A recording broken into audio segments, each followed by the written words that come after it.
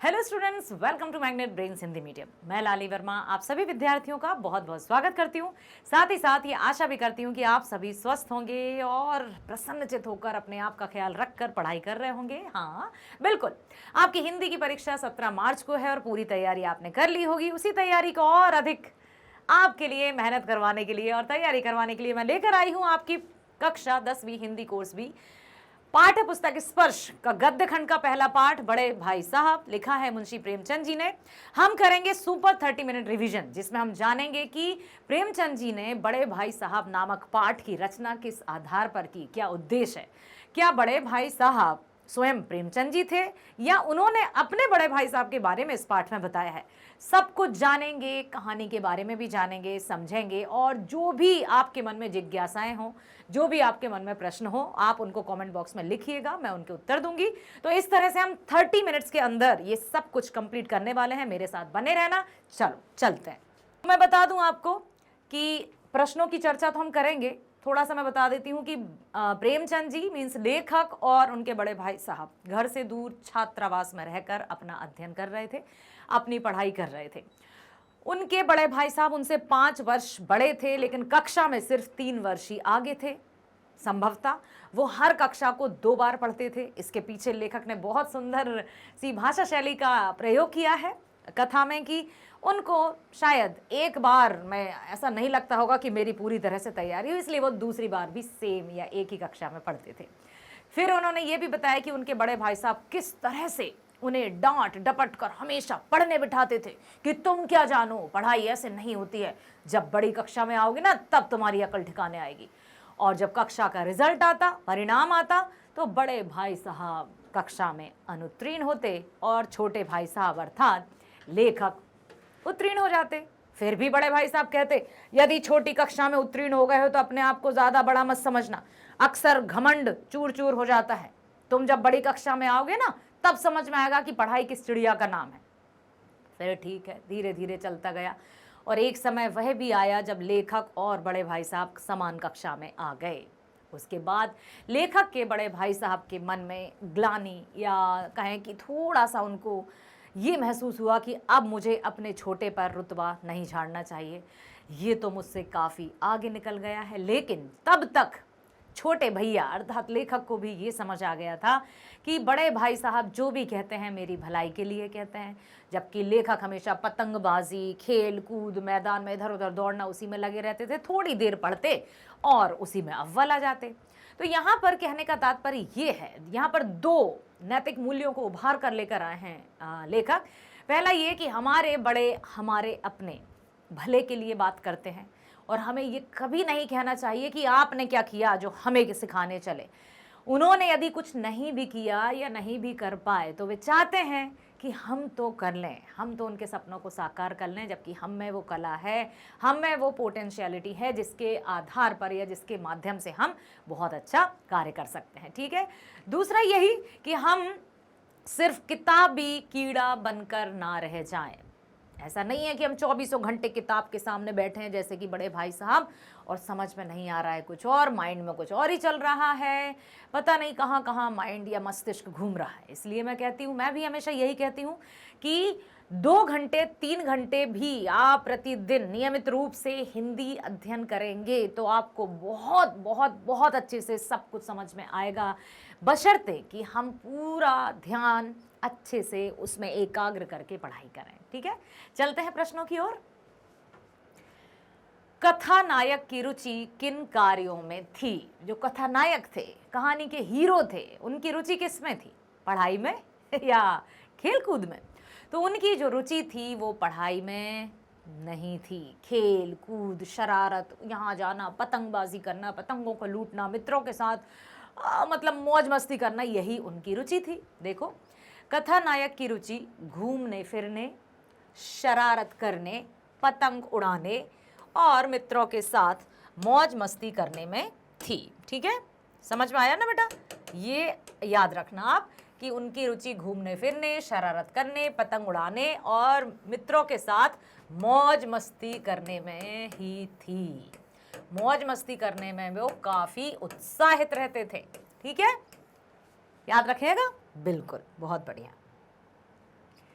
दूसरा है, दूसरी बार पास होने पर छोटे भाई के व्यवहार में क्या परिवर्तन आया। अब जब दूसरी बार, पहली बार जब एक बार बड़े भाई साहब अनुत्तीर्ण हुए, लेखक कक्षा में प्रथम आए, थोड़ा सा लगा कि वाह, फिर बड़े भाई साहब ने डांट डपट लगाई। लेकिन दूसरी बार फिर से बड़े भाई साहब अनुत्तीर्ण रहे और कथावाचक या जो लेखक थे वो उत्तीर्ण हुए, कक्षा में प्रथम भी आए। उसके बाद तो छोटे भाई में, अर्थात जो छोटा भाई था या कथावाचक थे, उनको तो बिल्कुल ये लगा कि अब मैं पढ़ाई वढ़ाई नहीं करूँगा, इतनी सी पढ़ाई करने में तो मैं टॉप कर जाता हूँ, अव्वल आ जाता हूँ। पढ़ाई लिखाई कम कर दी। जो बड़े भाई साहब थे उनकी बातों को भी ज़्यादा ध्यान से नहीं सुना गया, ऐसा ही कुछ बताया है इसमें उन्होंने, स्वयं को कहानी का पात्र रखकर। क्योंकि जब अपने ऊपर हम कोई बात बहुत अच्छे से ढाल पाते हैं तभी हम उसमें पूरी तरह से शामिल भी हो पाते हैं और समझा भी पाते हैं। दूसरी बार पास होने पर छोटे भाई के व्यवहार में यह परिवर्तन आया कि वह आज़ाद प्रवृत्ति का हो गया। अब उसे बड़े भाई साहब की डांट डपट का कोई डर नहीं, पूरी तरह से आज़ाद प्रवृत्ति का हो गया। उसने पढ़ाई पर ध्यान देना कम कर दिया, खेल कूद मौज मस्ती में अधिक ध्यान देने लगा। इस तरह से आप उत्तर लिख कर आइएगा, ठीक है। बड़े भाई साहब छोटे भाई से उम्र में कितने बड़े थे और वे कौन सी कक्षा में थे। अब जैसा कि मैंने अभी शुरुआत में बताया था कि बड़े भाई साहब लेखक से अर्थात छोटे भाई साहब से पूरे 5 साल बड़े थे, लेकिन कक्षा में सिर्फ 3 दर्जे ही बड़े थे क्योंकि वो अनुत्तीर्ण रह जाते थे। बड़े भाई साहब छोटे भाई से उम्र में 5 साल बड़े थे और 9वीं कक्षा में पढ़ते थे। तो 9वीं, 8वीं, 7वीं, ठीक है। 6वीं में लेखक रहे होंगे। बड़े भाई साहब दिमाग को आराम देने के लिए क्या करते थे। जब कभी, जैसे वो तो हमेशा कॉपी किताबों के सामने ही बैठे रहते थे, ऐसा कि दिन रात जैसे पढ़े जा रहे हैं बहुत। तो जब कभी भी उन्हें दिमाग को आराम देना होता था तो वे क्या करते थे। हाशिया समझते हो, जैसे ये है, ये हाशिया जिसको अंग्रेजी में मार्जिन कहते हैं। तो यहाँ पर कहीं चिड़िया बनाने लगे, कहीं कुछ बनाने लगे, कहीं कुत्ता बिल्ली, इस तरह के वो चित्र बनाकर टाइम पास करते थे। बड़े भाई साहब दिमाग को आराम देने के लिए कॉपी पर किताबों के हाशियों पर चिड़ियों के, कुत्तों, बिल्लियों की तस्वीरें बनाया करते थे। कभी कभी एक ही नाम को 10-20 बार लिख डालते थे। कभी एक शेर को बार बार सुंदर अक्षरों में नकल करते, कभी ऐसी शब्द रचना करते जिसमें ना कोई अर्थ होता ना सामंजस्य। सामंजस्य अर्थ समझते हो बेटा? सामंजस्य का अर्थ होता है तालमेल।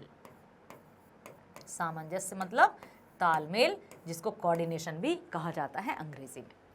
जैसे स्पेशल, अमीना, भाइयों भाइयों, दरअसल, राधे श्याम, श्रीयुत, राधे श्याम आदि निरर्थक शब्द लिखते या वाक्य लिखते या कोई चित्र बनाते जिनका कोई आपस में तारतम्यता नहीं रहती थी। इस तरह से लिख रहे हैं लेकिन क्या कोई वाक्य नहीं बनता था, बस वो मतलब पढ़ते पढ़ते। अर्थात यहाँ पर लेखक ये बताना चाहते हैं कि हमें किसी भी तरह से एकदम किताबी कीड़ा नहीं बनना है, बुद्धि का, सोच समझ का बहुत अच्छे से उपयोग करना है।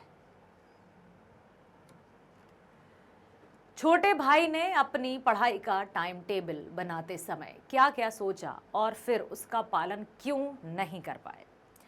अब छोटे भाई ने, जब बड़े भाई से उनको डांट पड़ती थी तो बहुत अच्छे से उन्होंने एक टाइम टेबल बनाया, एक ऐसा टाइम टेबल कि इतने समय जागूंगा, इतने समय खेलूंगा, इतने समय पढ़ूंगा, सिर्फ पढ़ूंगा।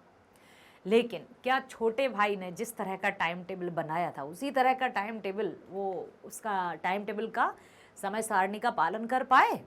नहीं कर पाए। छोटे भाई ने अपनी पढ़ाई का टाइम टेबल बनाते समय अनेक बातें सोची। क्या क्या सोचा?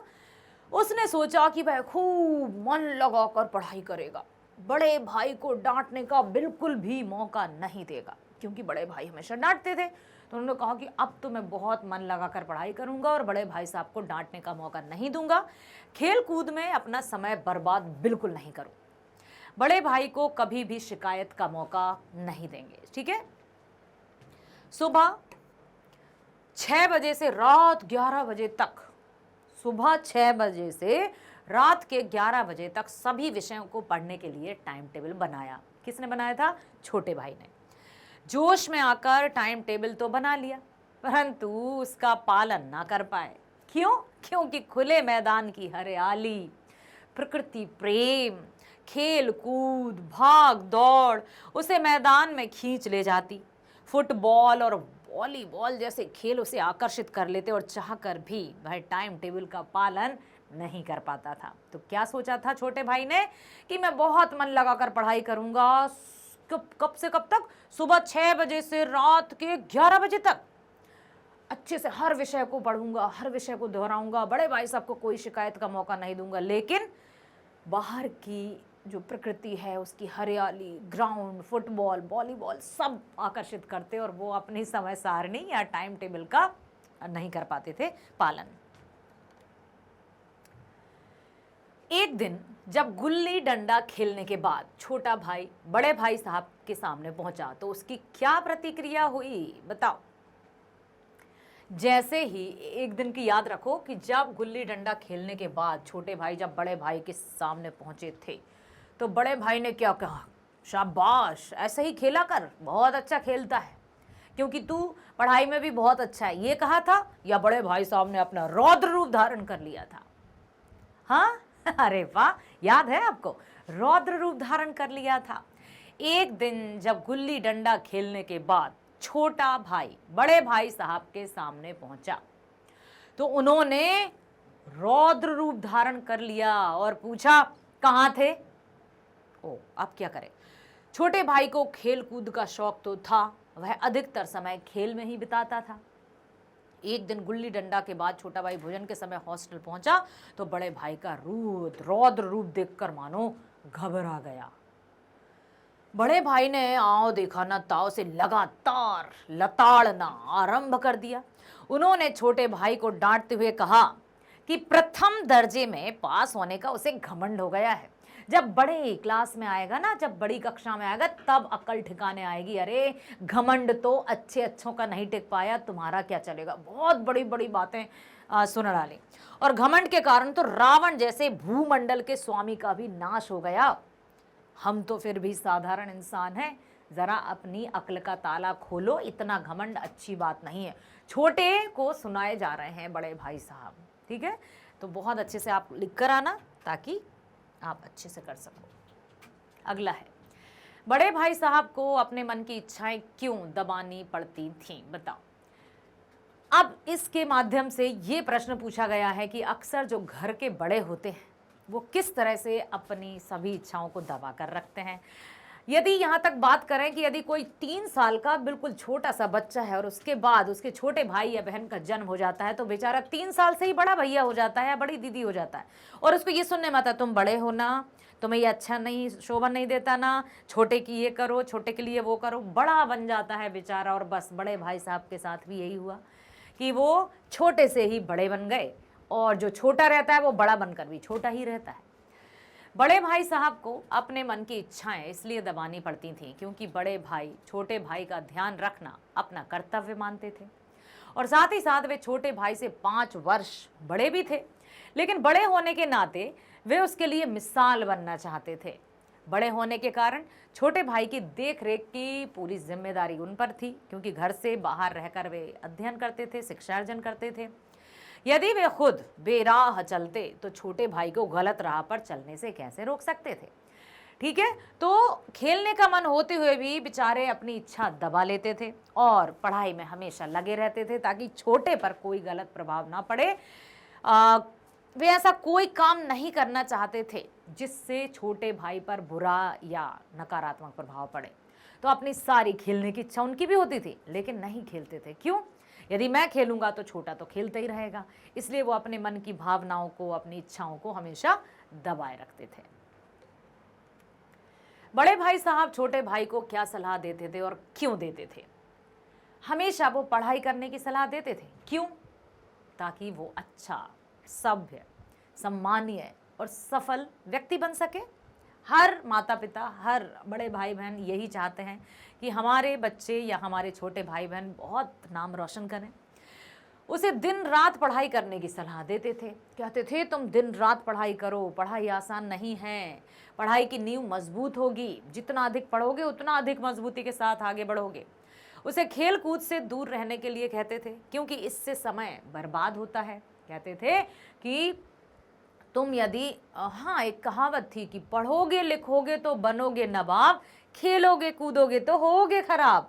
ये कहावत थी जब हम लोग पढ़ते थे, जबकि क्योंकि तब ये नहीं था कि खेल कूद से भी करियर बन सकता है। ठीक है, सफलता प्राप्त करने पर अभिमान न करने की सलाह देते थे और साथ ही साथ समझाते कि इतिहास, ज्योमेट्री अत्यंत कठिन विषय है, अभी तुम छोटी कक्षा में हो, इसलिए उत्तीर्ण पर उत्तीर्ण हुए जा रहे हो, तुम्हें लगता है कि पढ़ाई इतनी आसान है तो नहीं, इसको बहुत ध्यान लगाना पड़ेगा, दिन रात पढ़ना पड़ेगा, यदि तुम समय नहीं दोगे तो तुम सफल नहीं हो पाओगे, ये सलाह देते थे। अंग्रेजी पढ़ना आसान नहीं है, दिन रात आंखें फोड़नी पड़ती हैं, तब जाकर अंग्रेजी यहाँ पर आ पाती है समझ में। पुस्तकीय ज्ञान की बजाय व्यवहारिक ज्ञान सीखने की सलाह देते थे। साथ ही साथ बताते कि जीवन का अनुभव अधिक लाभकारी होता है। अपने माता और पिता का उदाहरण देते थे कि माता या हमारे बाबूजी भले ही किताबी ज्ञान नहीं पढ़े, लेकिन वो सब कुछ समझते हैं ना, तो उनके अनुभव ज्ञान के बारे में भी बताते थे, जो कि बिल्कुल सही है। छोटे भाई ने बड़े भाई साहब के नरम व्यवहार का क्या फायदा उठाया। अब जब बड़े भाई साहब थोड़े नरम हो गए, क्योंकि वो कक्षा में अनुत्तीर्ण हुए, छोटा हमेशा उत्तीर्ण होता गया, तो उन्होंने अपने व्यवहार में थोड़ी नम्रता ले आया। इसका उसने छोटे ने बड़ा फायदा उठाया। छोटे भाई ने बड़े भाई साहब के नरम व्यवहार का अनुचित फायदा उठाया। उसने मनमानी शुरू कर दी, उसने पढ़ना छोड़ दिया, छिपकर पतंग उड़ाना शुरू कर दिया, चुपचाप से निकल जाता दबे पांव और खूब चहलकदमी करता। लेखक की मनमानी और स्वच्छंदता अधिक बढ़ गई। बड़े भाई साहब का खौफ उसके मन से निकल गया। बड़े भाई के प्रति उसके दिल में आदर भाव भी कम हो गया। उसे विश्वास हो गया कि अब वह पढ़े या ना पढ़े पास तो हो ही जाता है, और उसको स्वयं पर घमंड हो गया। तब जाकर फिर बड़े भाई साहब ने उसको समझाइश दी थी कि घमंड तो अच्छों का नहीं टिक पाता, इसलिए यदि तुम उत्तीर्ण हो रहे हो छोटी कक्षाओं में तो अपने आप पर घमंड मत करो। बड़े भाई साहब की डांट फटकार अगर ना मिलती तो क्या छोटा भाई कक्षा में अव्वल आता? अपने विचार लिखिए। यदि हमारे अपने बड़े समझाते हैं या डांटते डपटते हैं तो वो हमारी भलाई के लिए करते हैं। ठीक उसी तरह का प्रश्न यहाँ पर लेखक ने दिया है कि यदि बड़े भाई साहब उसे डांटते फटकारते नहीं, उसे समझाते नहीं, तो क्या लेखक अव्वल आता? हम यही कह सकते हैं कि बिल्कुल नहीं, क्योंकि यदि वो हमेशा खेलता रहता, पढ़ाई की ओर ध्यान ही नहीं देता, तो वो अव्वल नहीं आ पाता। मेरे विचार से अगर बड़े भाई साहब की डांट फटकार ना मिलती तो छोटा भाई कक्षा में अव्वल नहीं आता। यद्यपि लेखक ने बड़े भाई की सलाह और लताड़ से कोई सीख ग्रहण नहीं की, लेकिन अप्रत्यक्ष रूप से इसका प्रभाव लेखक पर पड़ता था। बड़े भाई साहब की डांट फटकार से लेखक की शैतानियों पर नियंत्रण रहता था। बुद्धिमान तो वह था ही, और यह बड़े भाई का ही डर था कि छोटा भाई बहुत पढ़ लेता था। बड़े भाई साहब की डांट फटकार के कारण उसे शिक्षा का महत्व पता चला, अनुशासित जीवन की समझ आई, और इसलिए वह हर बार कक्षा में अव्वल आता रहा। तो हमारे अपने जो बड़े हैं, हम पर जो दबाव डालें या डांट फटकार करें, तो उनकी बातों को दिल पर ना लेकर दिमाग में लेना चाहिए, क्योंकि वे हमेशा हमारे भले की बात करते हैं। और ये हमें उस समय बड़ा बुरा लगता है कि क्यों डांट रहे हैं, लेकिन वो तब हमें जब समझ में आ जाए समय पर तो बहुत अच्छा है, यदि समय बीत जाने के बाद समझ में आएगी तो हम कुछ नहीं कर पाएंगे। इस पाठ में लेखक ने समूचे शिक्षा के इन तौर तरीकों पर व्यंग किया है। क्या आप उनके विचारों से सहमत हैं? बहुत सारी, जैसे शिक्षा के रटंत विद्या या रोट लर्निंग जिसको कहते हैं, उसको हटाया है। साथ ही साथ खेलने कूदने की तरफ भी उन्होंने बहुत सारी बातें कही हैं। तो इस पाठ में लेखक ने समूची शिक्षा के इन तौर तरीकों पर व्यंग किया है। उस समय शिक्षक रटने पर ज्यादा जोर देते थे। बिल्कुल रटंत विद्या ही चलती थी। विद्यार्थी किताब के एक एक शब्द को रटते रहते थे, उनका अर्थ जानने की कोशिश नहीं करते थे। लेखक ने परीक्षा प्रणाली पर वार किया है कि यह व्यवस्था बालकों की बुद्धि और कौशल को ठीक प्रकार से आंक नहीं पाती, उनका असेसमेंट अच्छे से नहीं कर पाती कि बच्चे में कितनी क्षमता है। आज की शिक्षा व्यवस्था में काफ़ी हद तक सुधार आया है, चाइल्ड सेंट्रिक हो गई है ना। तो इस प्रकार से, किंतु पिछड़े इलाकों में अभी भी वही हाल है। सरकार को समय समय पर पिछड़े इलाकों के शिक्षकों को नई नीतियों से परिचित करवाने के लिए प्रशिक्षण की व्यवस्था करनी चाहिए, ताकि जब शिक्षक अच्छे से समझ जाएंगे तो वही जो ज्ञान है वो अपने विद्यार्थियों में ट्रांसमिट कर पाएंगे। मैं बड़े भाई साहब के विचारों से पूर्ण रूप से सहमत हूं, क्योंकि ऐसी शिक्षा प्रणाली जो लाभदायक कम और बोझ ज्यादा लगे वो ठीक नहीं है। मेरे विचार में शिक्षा बाल केंद्रित होनी चाहिए, चाइल्ड सेंट्रिक अप्रोच, ठीक है। और खेल कूद के बिना शिक्षा अधूरी है। खेल कूद आपसी मेल जोल, अनुशासन और मैत्री को बढ़ावा देते हैं, ये समूची शिक्षा का आधार है। बड़े भाई साहब के अनुसार जीवन की समझ कैसे आती है, किस तरह से आती है बताइए। बड़े भाई साहब ने क्या कहा कि जीवन की सही समझ अनुभव से आती है, और एकदम सटीक बात बताई उन्होंने कि जीवन की समझ सिर्फ किताबी ज्ञान से नहीं आती है, सिर्फ किताबों को पढ़ने से नहीं आती। अनुभव जनित जो ज्ञान है वो जीवन की परख कराता है, जिससे व्यक्ति समाज में अपने आप को रहने लायक बनाता है, सम्मान के लायक बनाता है। बड़े भाई साहब के अनुसार जीवन की सही समझ अनुभव से आती है। जिस व्यक्ति को दुनियादारी का ज्ञान होता है और दुनिया देखने और समझने का अधिक अनुभव होता है, वही व्यक्ति समझदार माना जाता है। अर्थात अनुभव बहुत महत्वपूर्ण भूमिका निभाता है। सिर्फ रटंत विद्या से या किताबी ज्ञान से कोई समाज में अपने आप को काबिल नहीं बना पाता। घरों में बड़े बुजुर्ग कम शिक्षित होकर भी अपने अनुभव के आधार पर समस्याओं से अधिक कुशलता से निपट लेते हैं और हमें भी सलाह देते हैं।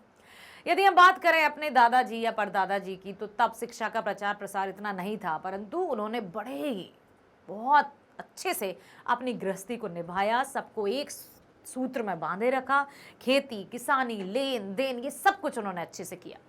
मुश्किल समय में उनका अनुभव ही काम आता है। अम्मा और दादा का उदाहरण भी दिया लेखक के बड़े भाई साहब ने, और हेडमास्टर साहब का उदाहरण देकर बड़े भाई साहब कहते हैं कि चाहे कितनी भी डिग्री क्यों ना हो, जिंदगी के अनुभव के आगे सब बेकार है। जिंदगी की कठिन परिस्थितियों का सामना अनुभव के आधार पर ही सरलता से किया जा सकता है। जिस व्यक्ति को जीवन का अनुभव नहीं है, वो अपने आप को समाज में या जीवन में सही रूप से ढाल नहीं सकता। एक मेरे मित्र हैं जो बहुत वास्तविक रूप से बता रही हूं मैं आपको कि बहुत सारी डिग्रीज हैं, ये डिग्री वो डिग्री बहुत सारी, लेकिन हर एक छोटी छोटी सी बात पर वो डील नहीं कर पाते हैं, ना अपने परिवार के साथ। ये है, इसलिए अपने आप को जो मनुष्य का जो सामाजिकरण है ना, वो बहुत अनिवार्य है। छोटे भाई के मन में बड़े भाई साहब के प्रति श्रद्धा क्यों उत्पन्न हुई? बीच में छोटे भाई जो लेखक थे, वो बड़े भाई के प्रति थोड़े से हो गए थे कि चलो अब तो भैया नम्र हो गए हैं, अब मुझसे क्या कहेंगे, क्योंकि वे तो हो गए अनुत्तीर्ण, मैं तो अव्वल आ रहा हूं। लेकिन फिर बड़े भाई साहब के प्रति श्रद्धा कैसे उत्पन्न हुई? छोटे भाई के मन में बड़े भाई के प्रति श्रद्धा इसलिए उत्पन्न हो गई क्योंकि जब एक दिन, ध्यान से सुनना, ये याद रखना, प्रश्न पूछा जा सकता है, जब एक दिन पतंगबाजी करते समय बड़े भाई साहब ने लेखक को पकड़ लिया और अगली कक्षा की कठिनाइयों का एहसास दिलवाया कि यदि तुम नहीं मान रहे हो ना बात, ठीक है मत मानो। जीवन के अनुभव को अधिक महत्वपूर्ण बताया तथा व्यवहारिक ज्ञान अर्जित करने की सीख दी। उनकी बातें सुनकर छोटे भाई की आंखें खुल गईं और बड़े भाई के प्रति श्रद्धा उत्पन्न हो गई। लेखक को समझ आ गया कि उसकी सफलता के पीछे बड़े भाई साहब की प्रेरणा है। बड़े भाई साहब केवल अधिकार जताने के लिए उसे नहीं डांटते, अभी तो वास्तव में उनका भला चाहते हैं। अब हमें बताना है कि बड़े भाई साहब की स्वभावगत विशेषताएं क्या क्या हैं, कौन कौन सी ऐसी विशेषताएं हैं जो बड़े भाई साहब में थीं। सिर्फ हम किताबी या ये ना देखें कि वो उनसे 5 साल बड़े थे, फिर भी 3 दर्जे आगे थे, फिर 2 दर्जे और एक समय तो वो आया कि दोनों एक ही कक्षा में आ गए थे। तो क्या इससे हम ये कहेंगे कि जो बड़े भाई थे उनमें कोई विशेषताएं नहीं थी? देखिए, हम उनकी विशेषताओं का यहाँ पर वर्णन करते हैं, आप याद रखिएगा। बड़े भाई साहब के स्वभाव में निम्नलिखित विशेषताएं थी। सबसे पहला, परिश्रमी एवं अध्ययनशील, किसी भी कार्य को करने में वे पीछे नहीं हटते थे, हमेशा लगन और परिश्रम में थे। बड़े भाई साहब अध्ययनशील, परिश्रमी और धुन के पक्के थे। वे लगभग हर समय पुस्तकें खोले बैठे रहते थे। परिश्रमी और अध्ययनशील, याद रखना बच्चे। दूसरा दिया है कुशल उपदेशक। कुशल उपदेशक, जब अपने छोटे भाई को वे समझाते थे तो बहुत अच्छे से अपनी वाणी में विनम्रता, बड़प्पन सब कुछ लेकर आते थे। बड़े भाई साहब उपदेश देने की कला में निपुण थे। उपदेशों के माध्यम से वे ऐसे सूखती बाण चलाते थे कि छोटा भाई पढ़ने के लिए विवश हो जाता था। तीसरा है अनुशासन प्रिय एवं कर्तव्य परायणता। अनुशासन के पक्के, कर्तव्यनिष्ठ, कर्तव्य परायण थे। और बड़े भाई साहब अनुशासन प्रिय, सिद्धांत प्रिय एवं कर्तव्य परायण थे। कर्तव्य परायण जानते हो ना बेटा, अपने कर्तव्यों से, अपनी ड्यूटीज से बिल्कुल पीछे ना हटने वाला कर्तव्य परायण कहलाता है। ठीक है। वे आदर्शवादी बनकर छोटे भाई के सामने एक मिसाल प्रस्तुत करना चाहते थे। वे यही चाहते थे कि मैं, मान लो यदि वो कोई बच्चा है या कोई व्यक्ति है, यदि किताबी ज्ञान नहीं उतना हासिल कर पाया तो इसका तात्पर्य ये नहीं है कि वो अपने वास्तविक जीवन में पूरी तरह से पिछड़ा हुआ है। यहाँ ये भी बताया है कि हमारे अपने बड़े बुजुर्ग जो उतना नहीं पढ़ पाए तो अक्सर ऐसा कहते नहीं बच्चे, अरे आपने तो ये पढ़ाई नहीं है, आपको क्या आएगा, आप क्या सलाह दोगे, ऐसे डायलॉग बाजी सुनने को मिलती है। तो ये कभी भी अपने मस्तिष्क में मत लाना कि जो किताबी ज्ञान में ज़्यादा है या जिसके पास डिग्रीज बहुत सारी हैं वही अधिक ज्ञानवान होगा। जीवन का जो अनुभव है वो सबसे बड़ी शिक्षा देता है। ठीक है। तो याद रहेंगे, परिश्रमी एवं अध्ययनशील, कुशल उपदेशक, अनुशासन प्रिय और कर्तव्य परायण। वाक्पटु, वाक्पटु मतलब बोलने में चतुर, वाक्पटुता। कौन? बड़े भाई साहब। बड़े भाई साहब वाक कला में निपुण थे। वे अपने छोटे भाई को भिन्न भिन्न प्रकार के उदाहरण देकर पढ़ाई के प्रति प्रेरित करते रहते थे। रटंत शिक्षा प्रणाली के आलोचक। बड़े भाई साहब रखने को बढ़ावा देने वाली शिक्षा प्रणाली के घोर, रटने को है वो, ठीक है, रटने को बढ़ावा देने वाली शिक्षा प्रणाली के घोर विरोधी थे। वे चाहते थे कि शिक्षा ऐसी हो जैसे जीवन के प्रति समझ पैदा हो, अर्थात जो रटंत या रोट प्रणाली है उसके बिल्कुल खिलाफ थे। उन्होंने यही बताया कि व्यवहारिक ज्ञान, जो वास्तविक ज्ञान है, जो अनुभव जनित ज्ञान है, वही व्यक्ति को आगे बढ़ाता है, जो कि एकदम सच है।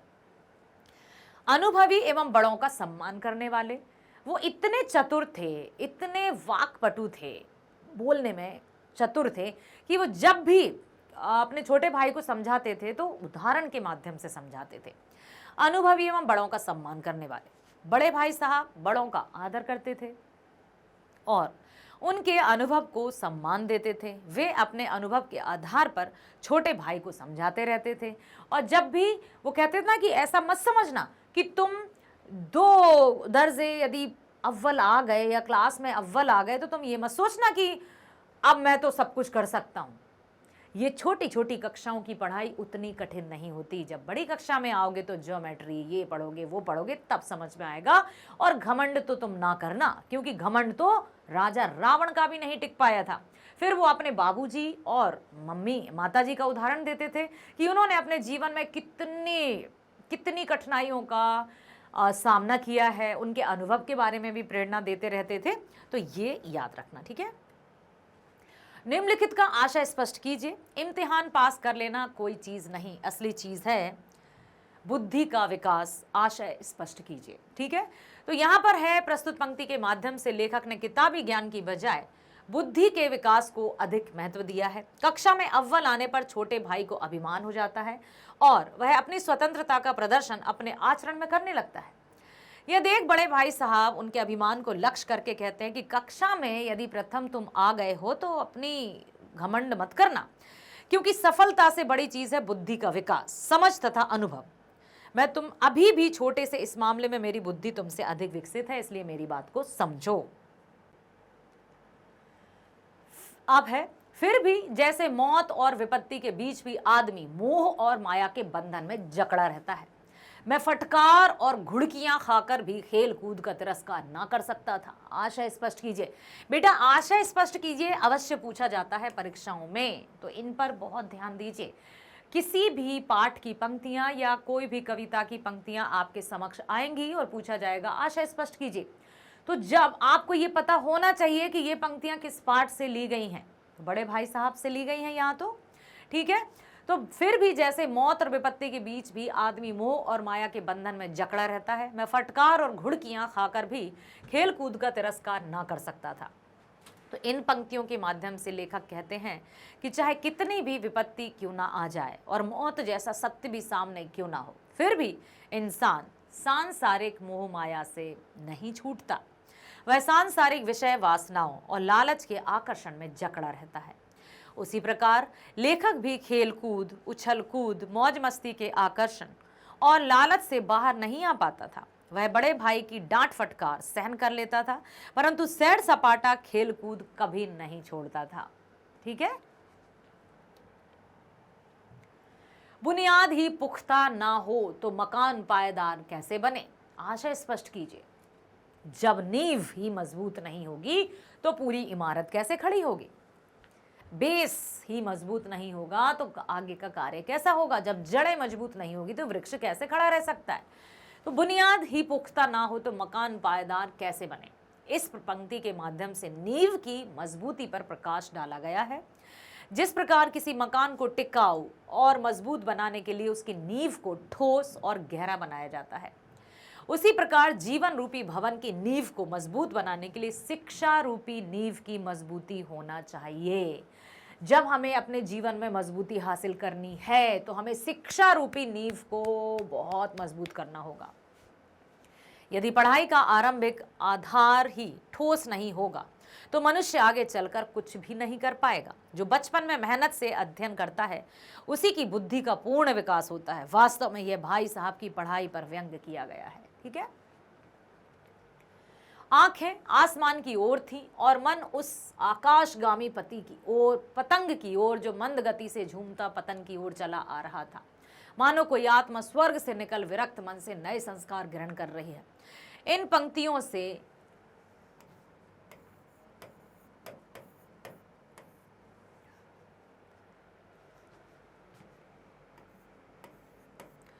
ठीक है, इन पंक्तियों आंखें आसमान की ओर थी, मन उस आकाश की पतंग की ओर जो मंद गति से झूमता पतंग की ओर चला आ रहा था। मानो कोई आत्मा स्वर्ग से निकलकर विरक्त मन से नए संस्कार ग्रहण। इन पंक्तियों के माध्यम से लेखक यही कह रहे हैं कि जब वह पतंग लूट रहे थे तो उनकी आंखें आसमान की ओर थी। और एक और, जब आप 12वीं में आओगे तो कविता पढ़ोगे पतंग, जिसमें आपने स्वयं ने भी अनुभव किया होगा कि जब पतंग उड़ाते हैं तो पूरा ध्यान, पूरी एकाग्रता उस पतंग पर रहती है। कहाँ पतंग कहाँ तक, जितनी ऊंची वो पतंग जाती है उतनी ऊंची हमारे सपने अर्थात बच्चों के सपने जाते हैं। उनको लगता है ये मेरी आकांक्षाएं हैं, ये मेरा लक्ष्य है। कहाँ पैर पड़ रहा है, कौन सी ठोस है, क्या ठोकर लगी, उस पर बिल्कुल ध्यान नहीं जाता। इन पंक्तियों के माध्यम से लेखक ने यही कहा कि जब वह पतंग लूट रहे थे तो उनकी आंखें आसमान की ओर थी। मन पतंग रूपी राहगीर की तरह लेखक को पतंग एक दिव्य आत्मा जैसी लग रही थी जो धीरे धीरे नीचे आ रही थी। उसे पाने के लिए दौड़ रहे थे। इधर उधर से आने वाली किसी भी चीज की ओर कोई खबर नहीं थी। आशा करती हूँ आपने बहुत ही ध्यानपूर्वक बड़े भाई साहब की बातों को भी जाना है और साथ ही साथ लेखक के विचारों से भी आप अवगत हुए और जीवन मूल्य जो इस पाठ के माध्यम से दिखाए जा रहे हैं, समझाए जा रहे हैं, उनको भी समझा है बेटा कि हमें अपने कार्य पर बहुत मेहनत, लगन और समर्पण भाव के साथ कार्य करना चाहिए ताकि हम उसमें सफलता प्राप्त कर सकें। आशा करती हूँ इस पाठ से जो भी प्रश्न आपकी परीक्षाओं में पूछे जाएंगे आप बहुत अच्छे से उसके उत्तर लिख कर आएंगे। मेरी शुभकामनाएं आपके साथ है। All the best.